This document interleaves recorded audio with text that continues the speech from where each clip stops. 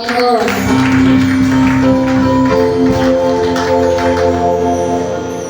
So, kagabi po ay nag-aantay kami ng message kung sinong magsususi.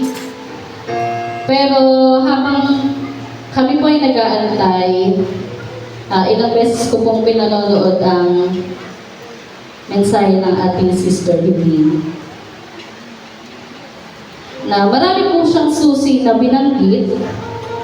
Isa po dun ay, God loves me and He never gives up on me. Na kung paano ating naunawaan kung gaano kalaki ang pag-ibig na iniibig sa atin ng Diyos. Kaya po, ibinigay niya ang kanyang buktong nana. Dahil sabi doon, kung sino man ang sumampalataya, siya ay hindi na mapapahamak, kundi magkakaroon ng buhay na walang hanggan. Na kung paano ganito kalaki ng inibig, ang pag-ibig na iniibig sa atin ng Diyos, na miski yung kanyang buktong na anak ay kaya niyang isacrifice para sa buhay ng bawat isa sa atin. Na ganito kalaki ang pag-ibig ng Diyos, na sa lahat ng ating kakulangan, sa lahat ng hindi natin pagtatapat na ginagawa sa Kanya, hindi niya tayo i-give up. Hindi niya sinusukuan ang buhay ng bawat isa sa atin. Hanggang makita natin ang ating sarili na ginagawa yung kalooban ng Diyos sa buhay ng bawat isa sa atin. At may isang salita na kanyang binanggit na ang sabi ng Sister Evelyn, if you are given a command, pag ikaw ay inutusan ng Diyos, sumunod kang madali. Na ang sabi niya, if you are given a command, follow. Follow with all your heart. Follow with all your might. Follow with all your life. Na sa lahat ng pag-uutos na ibinibigay sa atin ng Diyos sa pamamagitan ng ating mga leaders, sa pamamagitan ng ating mga pastors, na alam natin na pag sinunod natin ang mga utos na ito ay may pangako na buhay. Buhay na walang hanggan. Natunay nga sa ating pagsunod sa Diyos, sabi nga, makakapag-expect tayo ng himala. At dito sa isang buong taon na pag-ikot sa lugar ng Bulacan, bagaman physically, hindi tayo nakakasama paghayo, pero alam natin na tayo ay may bahagi sa ating mga pag-aasik, sa ating pagdalangin, sa ating mga kapatid, na humahayo sa lugar na yan, tayo ay nagkaroon ng bahagi. At dun sa ating pagkakaroon ng bahagi, makakapag-expect tayo ng reward. Na yung mga umattend po ng graduation, parang halos lahat naman po tayo ay nandun. Bago magsimula, ang sabi ni Ate Carol, diba? Sabihin niyong lahat, give me my reward. Na kung saan, dito po sa ating pakikiisa sa lugar ng Bulacan, hindi pwedeng hindi tayo tatanggap ng himala sa Diyos. Alam ko may nakaranas na dito ng mensahe ng Sister Ockler na hindi matatapos ang buwan ng December, ikaw ay tatanggap ng reward. Alam ko marami sa atin na tumanggap na ng reward. Hindi lang financial, kundi maging yung healing. Because He is our healer. Spirit, soul, and body. Ano man yung kakulangan mo na ngayon ay pinupunaan ng Diyos, ayan yung reward. Maaaring hindi natin nakikita. Dahil minsan, pag narinig natin ang salitang reward, laging ang kaisipan ng tao is in the form of money. Pero, salita ng Diyos, pag tayo ay binigyan niya ng reward, anuman yung kakulangan mo sa iyong buhay na kanyang pinunuan, that is our reward. Kung meron kang longing in your spirit, at ngayon ay nasumpungan mo, that is your reward. At yung paalala ko sa ating mga kapatid, na hindi tayo naghahasik lamang upang tayo ay upang tayo ay tumanggap ng mga pisikal na pagpapala. Kaya tayo ay sumusunod sa Diyos, kaya tayo ay naghahasik, kaya tayo ay nakikiisa. It is for our eternal life. Dahil minsan baka po ang maging mindset natin, maghahasik ako para ako'y tumanggap ng pagpapala. Maghahasik ako para makuha kong reward ko. Pero minsan nakakalimutan natin na aside from the reward, aside from the harvest, ginagawa natin ito dahil doon tayo nag-iimpok sa kaharian ng Diyos for eternal life. Na masasabi natin, na sabi nga ni Pastor Boy, pag pinasok na ang lugar ng Quezon, ang lugar ng Mauban, ang kapahayagan sa kanya, hindi mo pa natatapos libutin. Hindi mo pa natatapos tipunin ang angkan ni Israel, ako ay babalik na. So doon sa paghahanda natin, yung excited ba tayo? Excited ba tayo na papasukin na ang Quezon? O tayo ay natatakot, hindi pa ako handa, Panginoon? Kulang pa yung paglilingkod na ibinibigay ko sa iyo. Excited ba tayo? Na baka doon sa pag-ikot natin sa lugar ng Quezon, bumalik ang Panginoon. Dahil ito yung kapahayagan niya sa kanyang lalaking lingkod. Excited ba tayo? Masasabi na ba natin sa ating mga sarili, handa na akong Panginoon? Come, Lord Jesus, come. Masasabi ba natin na handa na akong sumalubong sa iyo?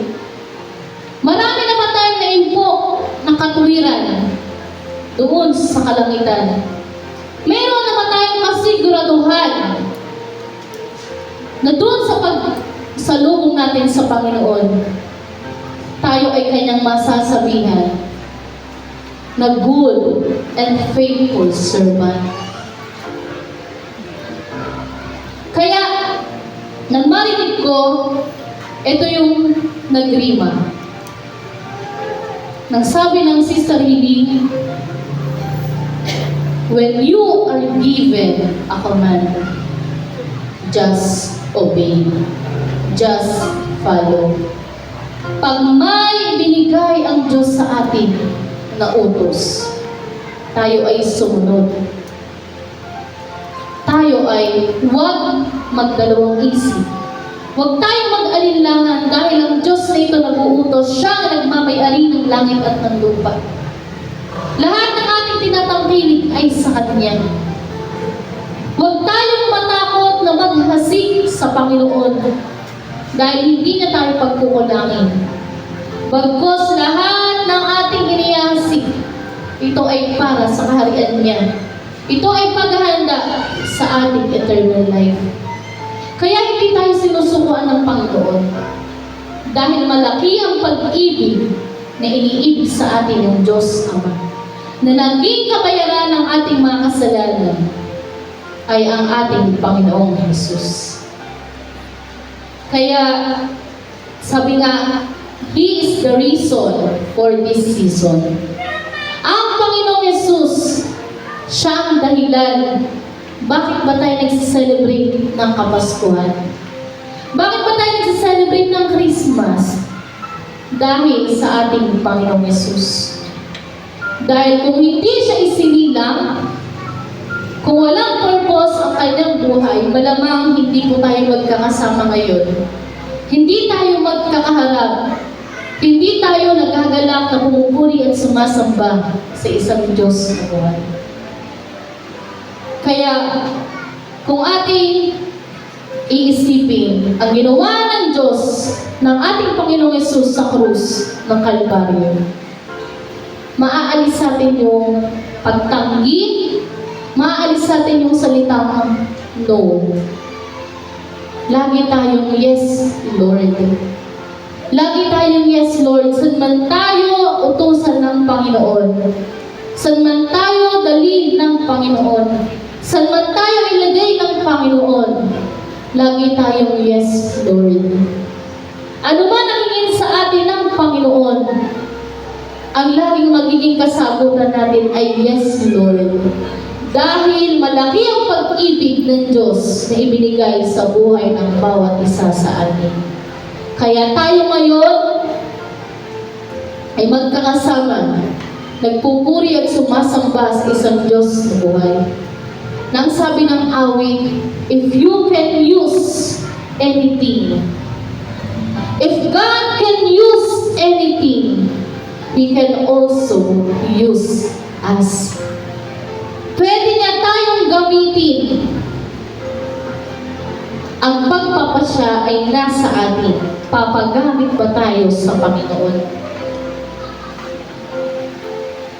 Nang sabi ng awit na yan, ginamit niya ang tungkod ni Moises para bukahin ang dagat na mapula upang maligtas ang mga Israelites. Ginamit niya ang tirador ni David upang mapatumba si Goliath. Yung mga simpleng kasangkapan na yan, kayang gamitin ng Diyos. What more? Kung hahayaan mo siya na gamitin ang buhay mo. Na sa bawat utos niya, hahayaan mo siya na gamitin ang buhay mo para sa ikaluluwalhati niya. Kaya hindi nag-give up ang Diyos sa buhay ng bawat isa sa atin. Dahil alam niya na greater works ang magagawa ng Panginoon kung ipagagamit natin ang ating mga buhay sa Kanya. Greater works, ang sabi ng Panginoong Yesus, greater works than this shall you do, because I go unto my Father. Dahil siya'y paroroon sa Ama, at susuguhin niya ang banal na Espiritu na ating mang-aalay. Kaya masigit at higit na manggawa ang ating gagawin kung tayo ay magpapagamit sa Panginoon. Nalam ko tuwing pumapasok yung bagong taon, di ba mayroon tayong pinatawag na New Year's Resolution. Maaari nating maging New Year's Resolution ang magpagamit sa Panginoon. Kung ikaw ay nagamit niyan itong buong taon na ito ng 2023, magpagamit ka pa sa Panginoon ng higit at higit pa. Dahil sa takdang kapanahunan, sabi niya, tayong lahat ay mag-aani. Hindi lang sa natural, hindi lang sa pisikal, maging sa espiritual, tayo ay aani. Tayo ay kakain ng buti ng lupain kung hindi tayo manghihimagod na sumunod sa lahat ng utos na ipinag-uutos ng Diyos. Kaya hindi tayo sinusukuan ng Diyos.